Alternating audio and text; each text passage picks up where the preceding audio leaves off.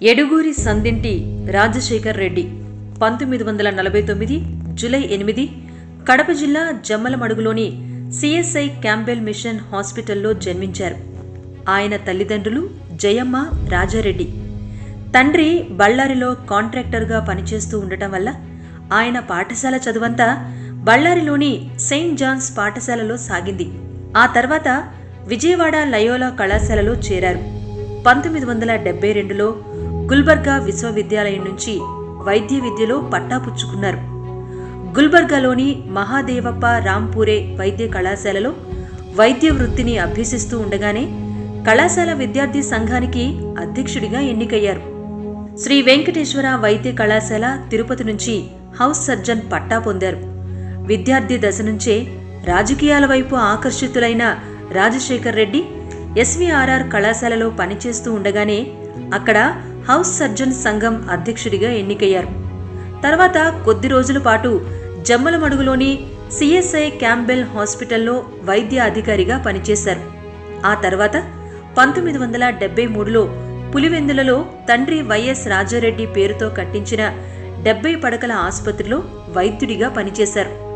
రాజకీయాల్లో చురుగ్గా ఉండటంతో 1975లో ఆంధ్రప్రదేశ్ యువజన కార్యదర్శిగా నియమితులయ్యారు. అనంతరం 1978 ఎన్నికల్లో ఎమ్మెల్యేగా పోటీ చేశారు. అలా ఆయన రాజకీయ జీవితంలో కీలక దశ మొదలైంది. అప్పట్లో జనతా పార్టీ ప్రభంజనాన్ని తట్టుకుని విజయం సాధించారు. 1978లో జరిగిన ఎన్నికల్లో వైఎస్ తొలిసారిగా కడప జిల్లా పులివెందుల నియోజకవర్గం నుంచి ఎమ్మెల్యేగా పోటీ చేసి విజయం సాధించారు. 1983, 85లలో జరిగిన ఎన్నికల్లోనూ ఎమ్మెల్యేగా గెలిచి హ్యాట్రిక్ సాధించారు. ఆ తర్వాత 1989లో కడప లోక్సభ నియోజకవర్గం నుంచి ఎంపీగా పోటీ చేసి విజయం సాధించారు. తాను పోటీ చేసిన ప్రతి ఎన్నికలోనూ ఓటమి ఎరుగకుండా విజయం సాధించి అరుదైన ఘనత దక్కించుకున్నారు. వైఎస్ తన రాజకీయ జీవితంలో అనేక పదవులను చేపట్టారు. 1980 నుంచి 83 మధ్యకాలంలో రాష్ట్ర ప్రభుత్వంలో మంత్రి పదవిని నిర్వహించారు. కడప లోక్సభ నియోజకవర్గం నుంచి 4 సార్లు ఎన్నికయ్యారు. పులివెందుల అసెంబ్లీ నియోజకవర్గం నుంచి 6 సార్లు విజయం సాధించారు. రాష్ట్ర శాసనసభ ప్రతిపక్ష నేతగాను 2 సార్లు రాష్ట్ర ప్రదేశ్ కాంగ్రెస్ కమిటీ అధ్యక్షుడిగాను పనిచేశారు. 1980 నుంచి 83 వరకు గ్రామీణాభివృద్ధి, వైద్యశాఖ, విద్యాశాఖ వంటి కీలకమైన మంత్రి పదవులను నిర్వహించారు వైఎస్. తెలుగుదేశం నేత నారా చంద్రబాబు నాయుడు మొదటగా కాంగ్రెస్లో ఉన్నప్పుడు ఇరువురు మంచి మిత్రులు. 1985 నుంచి 1998 వరకు పార్టీలో వైఎస్ నిత్య అసమ్మతివాదిగా పేరుపడ్డారు. కాంగ్రెస్ ముఖ్యమంత్రులందరితో ఆయన పోరాటం చేయాల్సొచ్చింది. 1989, 94 మధ్యకాలంలో ముఖ్యమంత్రి కావాలని చాలా ప్రయత్నించినా ఎందుకో అది సాధ్యపడలేదు. మర్రి చెన్నారెడ్డి, నేదురుమల్లి జనార్దన్ రెడ్డి, కోట్ల విజయభాస్కర్ రెడ్డి వంటి నేతలతో ఆయన రాజకీయ యుద్ధమే చేశారు. వారికి వ్యతిరేకంగా క్యాంపులు నడిపారు. మర్రి చెన్నారెడ్డిని, నేదురుమల్లి జనార్దన్ రెడ్డిని పదవి నుంచి తొలగించడానికి ప్రధాన కారణమైన హైదరాబాద్ నగరంలో జరిగిన అల్లర్లలో రాజశేఖర్ రెడ్డి వర్గపు పాత్ర ఉంది అన్న ఆరోపణలు అప్పట్లో చాలానే వచ్చాయి. అయితే తాను ముఖ్యమంత్రి అయ్యే నాటికి అలాంటి శిబిరాలు లేని పరిస్థితిని సృష్టించుకోగలిగారు.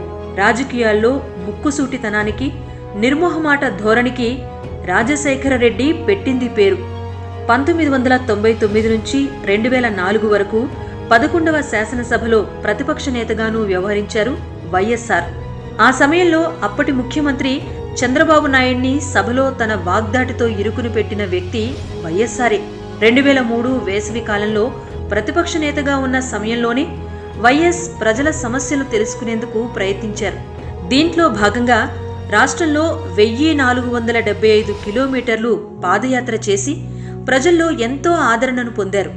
అదే ఆ తర్వాత కాంగ్రెస్ పార్టీ ఉమ్మడి ఆంధ్రప్రదేశ్లో అధికారంలోకి రావటానికి ప్రధాన కారణమైంది. అన్ని వర్గాల ప్రజల్ని కలిసి వారి ఇబ్బందుల్ని కళ్లారా చూశారు. ఈ యాత్రలో ప్రజలు, అభిమానుల నుంచి వైఎస్కు ప్రతి చోట మద్దతు లభించింది. అప్పట్లో రాజశేఖర్ రెడ్డి చేసిన పాదయాత్ర ఓ ప్రభంజనాన్ని సృష్టించిందనే చెప్పాలి. ఆయన పాదయాత్ర ఓ ఓ సరికొత్త చరిత్రకు నాంది పలికింది. ఆ తర్వాత జరిగిన ఎన్నికల్లో ప్రజలు ఆయనకు ఘన విజయాన్ని అందించారు. అప్పట్లో ఉచిత విద్యుత్ ప్రచారం కూడా రాజశేఖర్ రెడ్డి విజయంలో మరో కీలక పాత్ర పోషించిందనే చెప్పుకోవాలి. 3 దశాబ్దాల రాజకీయ జీవితంలో మడమ తిప్పని నాయకుడాయన. మునిగిపోతున్న కాంగ్రెస్ నావను తన పాదయాత్రతో ఒడ్డుకు చేర్చిన మొనగాడాయన.